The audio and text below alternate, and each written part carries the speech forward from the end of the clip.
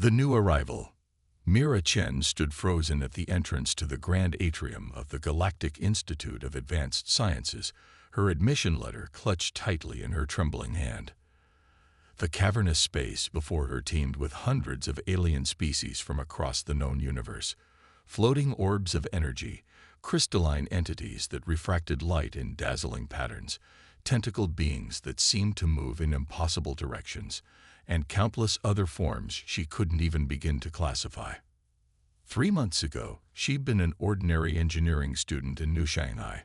Now she was the first human ever admitted to the most prestigious academic institution in the Galactic Confederation.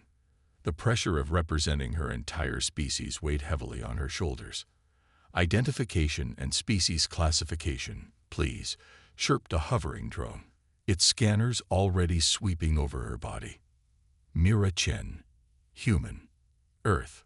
Her voice came out steadier than she expected. The drone emitted a series of beeps. Species, human. Status, protectorate race. Physical classification, carbon-based, bilateral symmetry, endoskeletal, oxygen-dependent. Advisory, fragile physiology. Recommended environmental protocols activated. Mira bristled at the fragile designation, but said nothing. She'd been warned about this. Humans were considered one of the physically weaker species in the Confederation, a point of both fascination and derision among older spacefaring races. Follow illuminated path to orientation, the drone instructed before zipping away to the next arriving student. As Mira made her way across the atrium, she could feel dozens of alien gazes focusing on her. Some curious, some dismissive, some openly hostile. Humans had only joined the Confederation 20 years ago, and many species still viewed Earth as an upstart world that had been admitted too soon. Is that really a human? The translator pinned to Mira's collar picked up the whispered comment from somewhere to her left. So small and soft-looking. I heard their bones break if you just look at them wrong. Why would the Institute even accept one? Mira kept her eyes forward, pretending not to hear. The last thing she wanted was to start her academic career by causing an incident. According to her briefing materials, many alien cultures considered direct confrontation to be the height of rudeness, or worse, a challenge. The illuminated path led her to a vast amphitheater, where orientation was about to begin. Finding an empty seat designed for roughly humanoid anatomy, she settled in and tried to look confident despite being surrounded by creatures from 100 different worlds. A massive hologram flickered to life in the center of the amphitheater, displaying an elegant Araxian female whose silver-scaled skin glimmered in the light. Welcome, new students, to the Galactic Institute of Advanced Sciences. I am Chancellor HFY. You represent the brightest minds from your respective worlds, chosen from billions to study at our prestigious institution. Mira listened attentively as the Chancellor explained the Institute's history, stretching back over 15,000 years, and its mission to advance knowledge throughout the Confederation. The more she heard, the more her initial nervousness was replaced by excitement. This was why she had come, to learn technologies and sciences beyond Earth's current understanding. Her reverie was broken by a rough shove from behind that nearly sent her tumbling from her seat. "Watch where you're sitting, Earthworlder," came a deep, rumbling voice. Mira turned to find herself staring at a towering reptilian figure with obsidian scales and piercing yellow eyes. The alien loomed over her, nearly 8 feet tall, with powerful limbs and a thick, armored hide covered in bony protrusions. Her translator identified him as Valkyrian, a species known for their warrior culture and physical prowess. "I'm sorry," Mira said, though she was certain she hadn't done anything wrong. "Is there a problem?" The Valkyrian's forked tongue flicked out in what she recognized as a sign of contempt. "You're in my sight line, human. Move to the back where the lesser species belong." Several nearby students turned to watch the interaction, some with evident curiosity, others with alarm. Mira felt her cheeks flush with embarrassment and anger, but kept her voice level. "There are no assigned seats according to the orientation guide. I'm staying right here." The Valkyrian's eyes narrowed to slits. You don't understand your place in the order of things, do you? Your kind barely figured out fusion drives while mine was exploring the galaxy. Before Mira could respond, another voice cut in, high and musical, speaking through a translator. Leave her alone, Drazkar, or our Valkyrians now reduced to bullying species half their size. The speaker was a willowy blue-skinned being with 4 arms and large multifaceted eyes, a cerulean, if Mira remembered correctly from her xenobiology briefing. The Valkyrian, Drazkar, turned his glare to the newcomer. Stay out of this, T'Pren. This doesn't concern you. The Chancellor is about to go over the Honor Code, which explicitly forbids intimidation based on species. T'Pren replied calmly. Perhaps you should pay attention. I hear you're on final warning after last year's incidents. For a moment, tension crackled in the air like electricity. Then Drazkar let out a sound halfway between a hiss and a snort. Fine. The human can stay. But watch yourself, Dirt Worlder. The Institute isn't as safe as your pampered Earth academies. With that, he stalked away to find another seat, his heavy footfalls echoing through the amphitheater. T'Pren slipped gracefully into the seat beside Mira. Apologies for the unpleasant welcome. Drazkar comes from an old Valkyrian noble house that believes they should be running the Confederation instead of merely participating in it. He treats most species that way, not just humans. Thanks for stepping in, Mira said with a grateful smile. I'm Mira Chen, T'Pren Val of the Cerulean Collective. 3rd cycle, Xenolinguistics and Cultural Studies. All 4 of her hands performed an intricate greeting gesture. And before you ask, yes, I studied humans specifically. Your species is fascinating, so adaptable despite your physical limitations. Mira wasn't sure if that was meant as a compliment or another subtle put-down, but she chose to take it positively. Well, we've had to be adaptable. Earth wasn't always the kindest environment. The orientation continued, with the Chancellor detailing the academic programs, living arrangements, and strict rules governing interspecies interactions. Mira learned that she'd be staying in the moderate gravity, oxygen-nitrogen atmosphere residential dome, along with about 30 other species with similar environmental needs. As the orientation concluded, T'Pren offered to show Mira around the campus. The Institute can be overwhelming at first, the Cerulean explained as they left the amphitheater, especially for someone from a non-established spacefaring civilization. Earth has had starships for over a century, Mira pointed out, feeling slightly defensive. T'Pren's multifaceted eyes shimmered with what might have been amusement. In Confederation terms, you're still practically crawling out of the primordial ooze. But don't worry, that's what makes humans interesting. You achieve so much so quickly. They passed through magnificent halls filled with technology that made Earth's most advanced research centers look primitive by comparison. Mira's engineer's mind was already racing, trying to understand the principles behind quantum computation matrices and dark energy manipulators that students were casually using. Their tour was interrupted when they rounded a corner and nearly collided with Drazkar and a group of fellow Valkyrians. The massive reptilians formed an intimidating wall of scaled muscle and bone. Well, if it isn't the human pet project, Drazkar sneered, taking it for a walk. T'Pren. Mira felt her temper flare, but kept her expression neutral. Her pre-departure training had emphasized the importance of showing restraint. Humans were still trying to prove themselves worthy of Confederation membership. I'm just getting familiar with the Institute, she said evenly. Same as you must have done when you first arrived. One of Drazkar's companions let out a barking laugh. It thinks it's our equal. Draz. How amusing. Humans always did have an overinflated sense of their importance.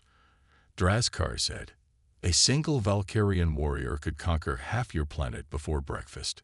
Perhaps, T'Pren interjected, but since conquest is forbidden by Confederation law, that's hardly relevant. Now, if you'll excuse us, I'm showing Mira to the engineering department. Drazkar stepped aside with exaggerated courtesy, but as Mira passed, He deliberately swung his heavy tail across her path. She jumped back just in time to avoid being struck. "Oops," he said with mock concern. "Forgot you were there. So small and insignificant." The group of Valkyrians moved on, their rumbling laughter echoing down the corridor. "Are they always like that?" Mira asked once they were out of earshot. T'Prin's color dimmed slightly. A sign of concern, Mira guessed. Drazkar is especially problematic. His family has significant influence, which has shielded him from consequences. Last year, he hospitalized a Generi student who challenged him in debate class. Hospitalized for a debate.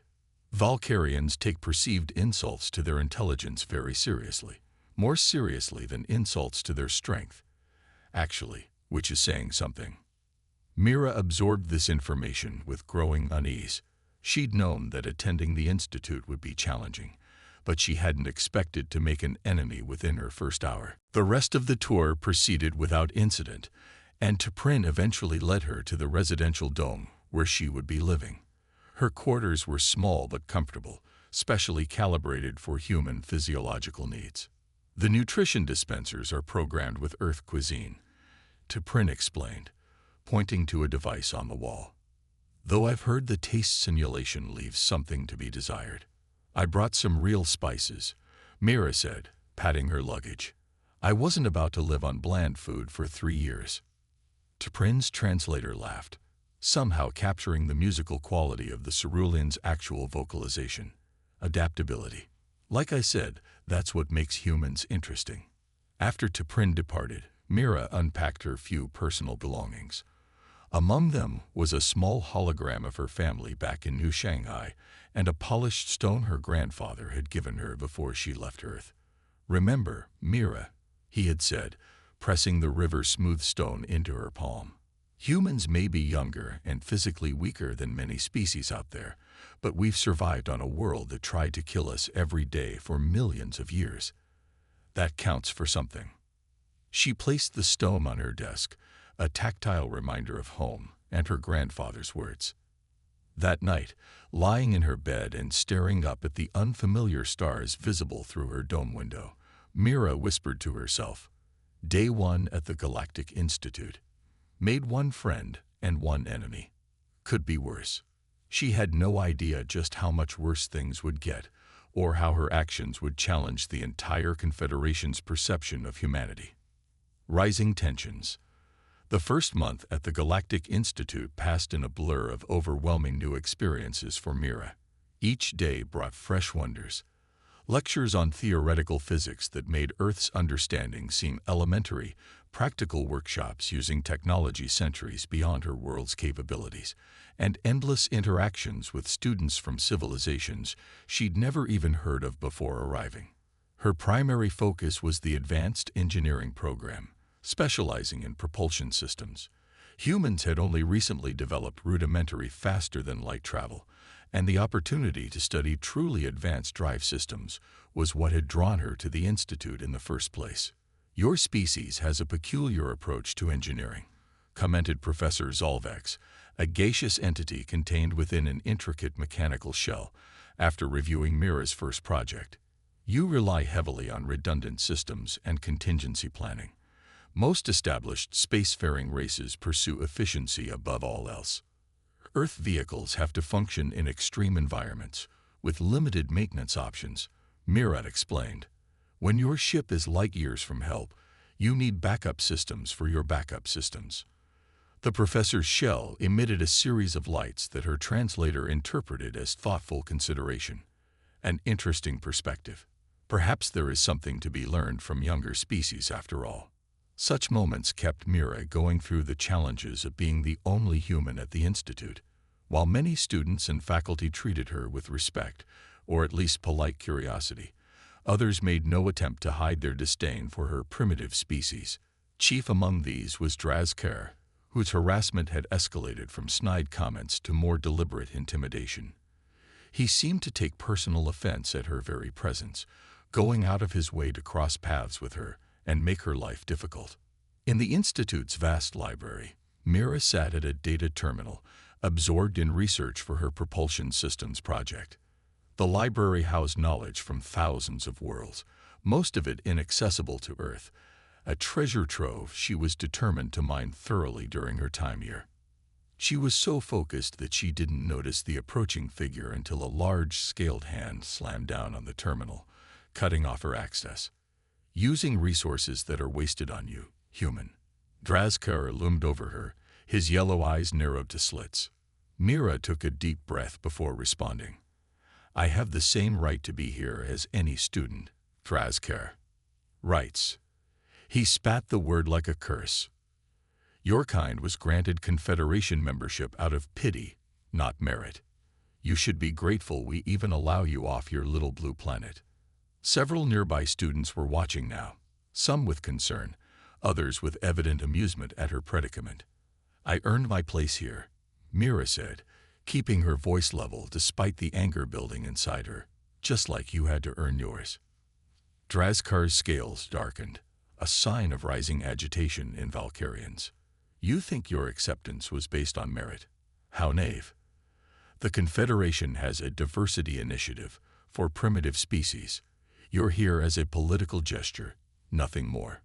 The accusation stung more than Mira wanted to admit. She had wondered herself if her admission had been partly motivated by diplomatic considerations rather than her abilities alone. If you'll excuse me, she said, standing to leave. I have work to complete. As she tried to step past him, Drazkar shifted his massive bulk to block her path. I'm not finished, Dirt Worlder. But I am. Mira surprised herself with her firmness. Move aside. A dangerous silence fell over the library. In Valkyrian culture, such direct commands were reserved for subordinates or enemies in combat. She had just violated a significant cultural taboo. Drazkar's breathing quickened, the thick muscles in his neck tensing visibly. You dare speak to me this way? Before the situation could escalate further, the library's AM monitor materialized nearby. A translucent blue figure with the Institute's emblem on its chest. A reminder that the library is a designated quiet zone, it announced, its voice calibrated to carry to all present without being disruptive. Any physical altercations will result in immediate disciplinary action. With a final glare at Mira, Drazkar stepped aside. This isn't over, human, he hissed, low enough that only she could hear, not by a long shot. As he stalked away, Mira realized her hands were shaking. She sat back down, trying to calm her racing heart. You should be more careful, came a soft voice from behind her. She turned to see a small, insectoid being with iridescent wings and compound eyes that reflected her own image back at her. Valkyrians don't forget perceived slights. I can't just let him push me around, Mira replied. The insectoid, a Thrix, according to her translator, made a gesture her implant interpreted as sympathetic concern. Noble sentiment, but remember that Valkyrians evolved from apex predators.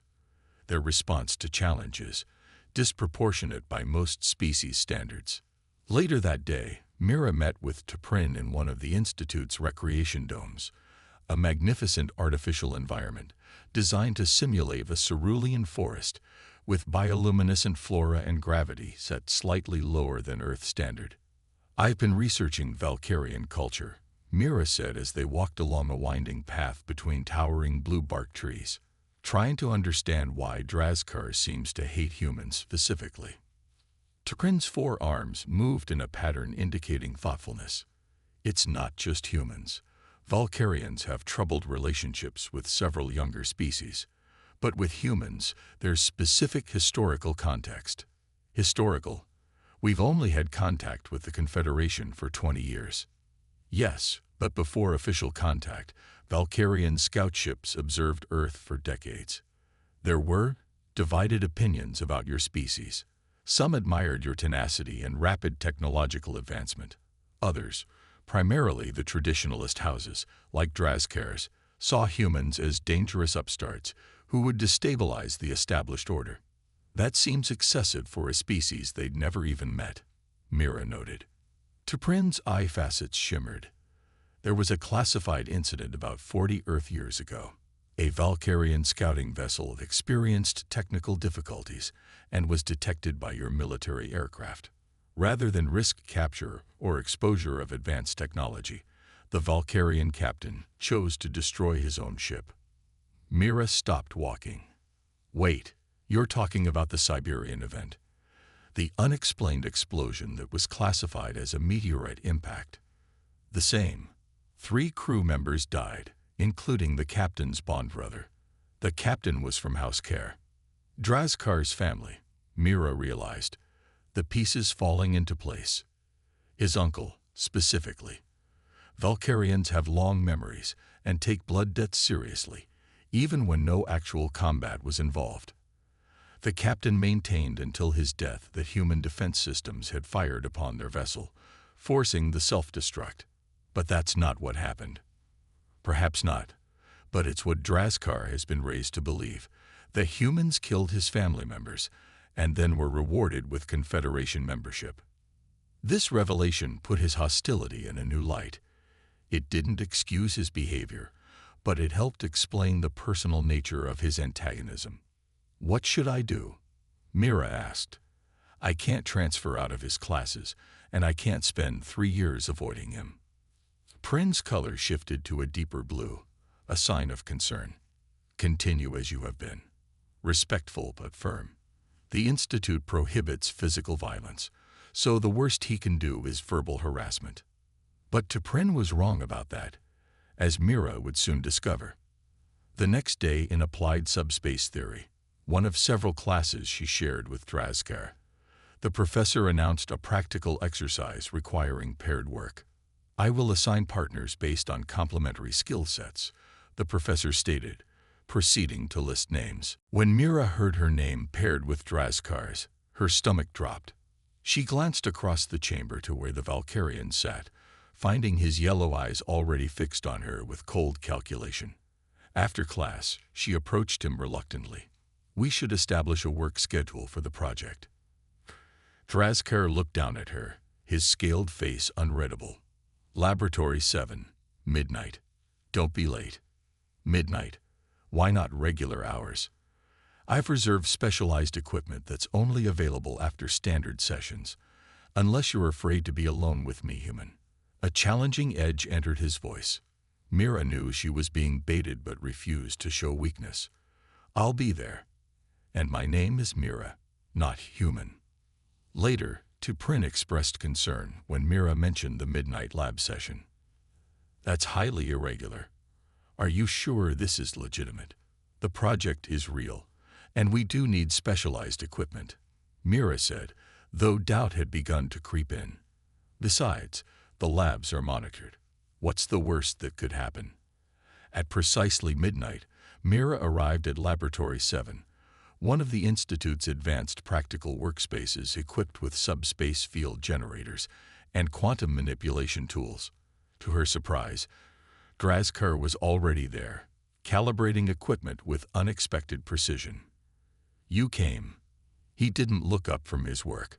I half expected you to report me to administration instead. Why would I do that? We have a project to complete. She set her data tablet on the workbench. I've done the preliminary calculations for the field strength requirements. For the next hour, they worked in tense but productive silence. Despite her personal feelings toward him, Mira had to admit that Drazkar was technically proficient. His understanding of subspace mechanics was thorough, even if his approach differed from hers. Your calibration technique is unusual, he finally commented, watching her adjust a field parameter.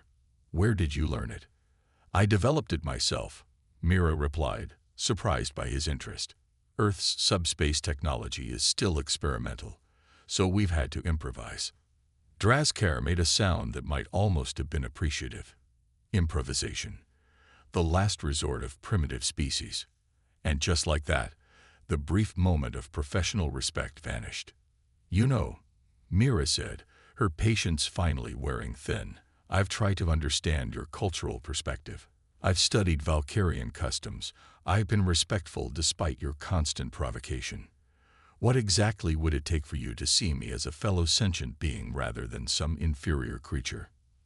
Drazkar's scaled hand paused over the control panel. For a moment, she thought she might have reached him. Then his yellow eyes narrowed. Understanding. You think you can understand thousands of years of Valkyrian evolution and culture from a few weeks of study. He straightened to his full height, towering over her. Your species crawled out of your own filth mere moments ago in galactic terms. You've accomplished nothing that other races didn't achieve millennia before you. That's not true, Mira countered, standing her ground despite his intimidating posture. Humans have developed unique approaches to problems. Our art, our music, primitive noise. He cut her off. Your greatest achievements would be considered childish distractions on my world. Then why do you feel so threatened by us? The words escaped before she could consider their impact. Drazkar went utterly still, a dangerous sign in Valkyrians. When he spoke again, his voice was deadly quiet. I am not threatened by humans. I am disgusted by the Confederation's increasing leniency toward undeveloped species. My ancestors built empires spanning dozens of star systems, while yours were still figuring out how to make fire. He stepped closer, and Mira had to force herself not to retreat. Your presence here dilutes the quality of education for truly advanced beings. You slow down classes with your primitive questions. You waste resources that could be better allocated to species with actual potential. Each word was delivered like a physical blow, designed to diminish and demoralize. Mira felt her cheeks burning with a mixture of anger and hurt, but she refused to show how deeply his words affected her. If I'm so inferior, she said evenly, why are my test scores consistently among the top 5 in our shared classes? That struck a nerve. Drazkar's scales darkened dramatically. Academic tests favor memorization and regurgitation, skills at which less evolved species often excel. True intelligence is measured by innovation and practical application. Then let's finish this project and see whose approach works better, Mira challenged, turning back to the equipment. They resumed working, the tension between them now charged with explicit competition. As they completed the final calibrations, Mira noticed Drazkar adjusting the safety protocols on the subspace field generator. What are you doing? She asked sharply. Optimizing, he replied without looking up. The standard safety margins are excessive. They're there for a reason. Subspace field collapse can generate dangerous radiation. Drazkar made a dismissive gesture. Dangerous for fragile species, perhaps. Valkyrian physiology can withstand radiation levels that would kill a human instantly. Before Mira could protest further, he activated the generator. The air between them shimmered as the subspace field formed. But something was wrong. Instead of the stable bubble they'd calculated, the field fluctuated wildly, energy readings spiking into the red zone. Shut it down, Mira shouted over the rising whine of the equipment. Drazkar reached for the controls, but a surge of energy knocked him backward. The field was destabilizing rapidly, exactly the scenario the safety protocols had been designed to prevent. Without hesitation, Mira lunged for the emergency shutoff. The panel was scorching hot from the energy overload, searing her palm as she slammed it down. But the system responded, powering down before catastrophic failure could occur. As the field collapsed, an eerie silence fell over the laboratory. Mira cradled her burned hand, the pain intense but manageable. Drazkar picked himself up from the floor, looking shaken. His scales were singed in several places where energy discharges had struck him. You, he began, then stopped, seeming at a loss for words. I what? Mira asked, her voice tight with pain and anger. Saved us from a major accident that you caused by bypassing safety measures. Is that what inferior species do? For the first time since she'd met him, Drazkar appeared uncertain. He stared at her injured hand, then at the emergency shutdown she'd activated despite the personal cost. You require medical attention, he finally said, his tone strangely formal. I'll get it myself, Mira replied coldly, gathering her belongings one-handed. and I'll be reporting this incident to Professor Zolvex. Your arrogance nearly caused a subspace rupture that could have damaged half the institute." As she turned to leave, Drazkar called after her, "Chen." It was the first time he used her name rather than human or dirt worlder. She paused at the door but didn't turn around. "Your intervention was timely," he said, the words seeming to cost him great effort. Coming from a Valkyrian, it was as close to thanks as she was likely to get. But after weeks of harassment culminating in this dangerous incident, it wasn't nearly enough. "Save it," she said quietly, and left him standing alone in the darkened laboratory. The next morning, bandaged hand throbbing with pain, Mira filed a formal report detailing Drazkar's safety violations. It wasn't spite that motivated her. The incident could have been far worse, potentially harming other students or damaging valuable equipment. What she didn't expect was the response. Rather than disciplinary action against Drazkar, both of them were summoned to the Chancellor's office, and what happened there would set in motion events that neither of them could have anticipated. The breaking point. Chancellor Xisva Ren's office occupied the pinnacle of the Institute's central spire, a breathtaking space with transparent walls, offering an unobstructed view of the swirling nebula that surrounded the asteroid belt where the campus had been constructed. The Chancellor herself sat behind a desk of some material that seemed to flow like liquid while maintaining solid form, her silver scales catching the light of distant stars. Mira stood rigidly at attention, very aware of Drazkar's towering presence beside her. Neither had spoken to each other since the laboratory incident.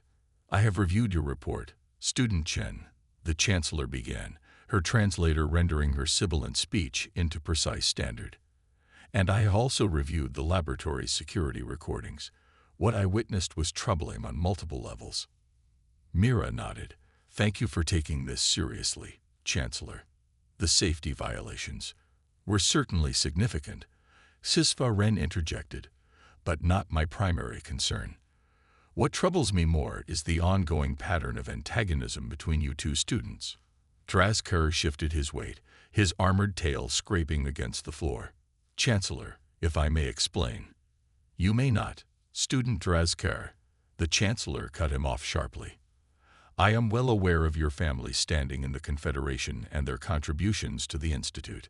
That does not place you above our regulations or exempt you from respectful conduct." The Valkyrian subsided, his scales darkening with what might have been embarrassment or anger. Mira couldn't tell which. The Chancellor's multifaceted eyes focused on Mira next. "As for you, Student Chen, while your actions in preventing equipment damage were commendable, your decision to work in isolated conditions with a who has repeatedly demonstrated hostility toward you showed poor judgment." Mira felt her cheeks flush. "I was trying to complete the assigned project despite personal differences." Admirable in theory, foolish in practice. The Chancellor's tone softened slightly. "The Institute values diverse perspectives, including those of developing species. However, this incident could have had serious consequences for both of you and others." She tapped a pattern on her flowing desk, and a holographic display materialized between them showing the laboratory recordings. Mira watched herself activating the emergency shutdown despite the obvious pain, while Drazkar stood paralyzed by the cascading energy failure. "Two things are clear from this recording," the Chancellor continued. "First, that safety protocols were deliberately circumvented," her gaze fixed on Drazkar. "And second, that quick thinking prevented a potentially disastrous outcome." She nodded to Mira. Drazkar's tail lashed once, betraying his agitation. "What is to be our punishment?" "Punishment would be counterproductive," the Chancellor replied. "Instead, I am assigning you both to the Cooperative Integration Program." Mira and Drazkar exchanged confused glances, their first moment of shared anything. "The what?" Mira asked. "A specialized curriculum designed for students who demonstrate difficulty with cross-species collaboration. You will continue your regular academic programs, but additionally spend 15 hours each week on joint projects requiring mutual trust and cooperation." Drazkar's reaction was immediate and vehement. "Chancellor, with all respect, this is unnecessary. I am willing to accept disciplinary action instead." "I'm sure you are," Sisfa Ren replied dryly. "Your preference is noted and disregarded. The program begins tomorrow. You are both dismissed." Outside the Chancellor's office, Drazkar rounded on Mira, his massive form blocking her path. "This is your fault," he hissed, voice low but intense. "You had to file a formal complaint. After you nearly caused a subspace rupture." Mira shot back, keeping her own voice down but refusing to be intimidated. "You're lucky I didn't press for expulsion." "As if they would expel me," he scoffed. "My family has funded half the research facilities on this campus." "Is that why you think you can ignore safety protocols?" "Because Daddy's money will protect you." Drazkar's scales rippled with anger. "You know nothing of my family or our contributions to galactic science. Valkyrians were exploring the cosmos when humans were still cowering in caves, afraid of the dark. Yet here we both are," Mira pointed out. "And now we're stuck together even more than before. So maybe it's time to figure out how to coexist." "Coexist?" He practically spat the word. "I have nothing to learn from a species barely out of its planetary cradle." With that, he stormed off, leaving Mira to wonder how they would possibly survive the cooperative integration program without killing each other. The program proved to be exactly as challenging as she feared. 3 times a week, Mira and Drazkar were required to meet in specialized facilities designed for collaborative exercises. Each session was observed by a faculty member and recorded for later analysis. Their first task was deceptively simple: construct a bridge across a chasm in virtual space, with each of them controlling different aspects of the construction. "The exercise requires communication and trust," explained Professor Lintax, a gaseous entity contained within an ornate mobility unit. "Student Chen will control material selection and placement, while student Drazkar will manage structural integrity and load balancing." What should have been a straightforward engineering challenge quickly devolved into a power struggle. Drazkar insisted on traditional Valkyrian bridge design principles, while Mira advocated for Earth-inspired suspension.